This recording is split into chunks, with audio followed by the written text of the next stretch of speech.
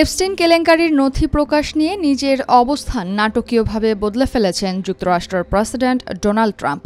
এতদিন প্রস্তাবটির বিরুদ্ধে অবস্থান নিলেও এবার তিনি প্রকাশ্যে হাউস রিপাবলিকানদের আহ্বান জানিয়েছেন আইনটি পাশে ভোট দেওয়ার জন্য। রবিবার রাতে সোশ্যাল প্ল্যাটফর্ম ট্রুথ সোশ্যালে তিনি লেখেন, হাউস রিপাবলিকানদের এপস্টেইন ফাইল প্রকাশ্যে ভোট দেওয়া উচিত, কারণ আমাদের লুকানোর কিছু নেই।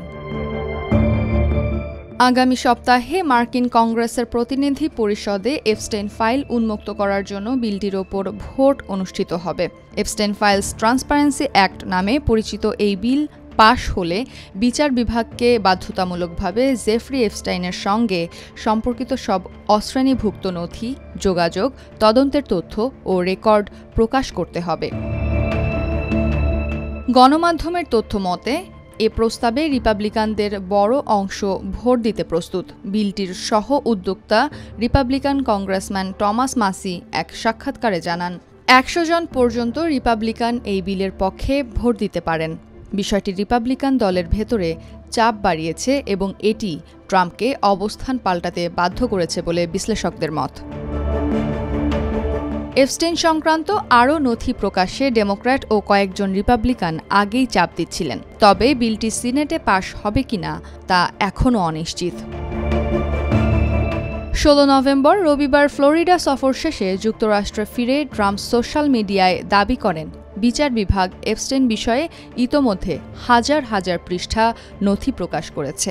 একই সঙ্গে তিনি লেখেন, হাউস ওভারসাইট কমিটির যা আইনগত অধিকার রয়েছে তা সবকিছুই পেতে পারে, আমি পরোয়া করি না।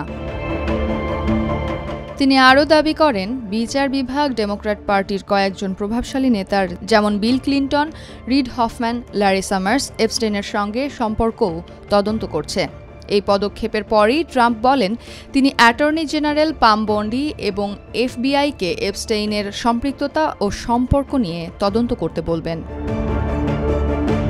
বিল ক্লিনটন অবশ্যই বারবার দাবি করে আসছেন, এপস্টেইনের অপরাধ সম্পর্কে তিনি কোনো ধারণা রাখতেন না।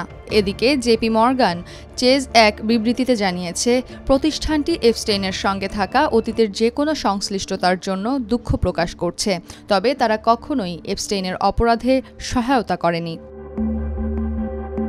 গত সপ্তাহে এপস্টেইনের হাজার হাজার ইমেইল প্রকাশ করেছে কংগ্রেস। সেখানে 2324টির মধ্যে 1066টির বেশি ইমেইল থ্রেডে ট্রাম্পের উল্লেখ রয়েছে বলে ওয়াল স্ট্রিট জার্নালের পর্যালোচনায় পাওয়া যায়। ডেমোক্র্যাটদের অভিযোগ, ট্রাম্প এপস্টেইনের সঙ্গে নিজের সম্পর্কের প্রশ্ন এড়াতেই এখন অন্যদিকে দোষ চাপানোর চেষ্টা করছেন।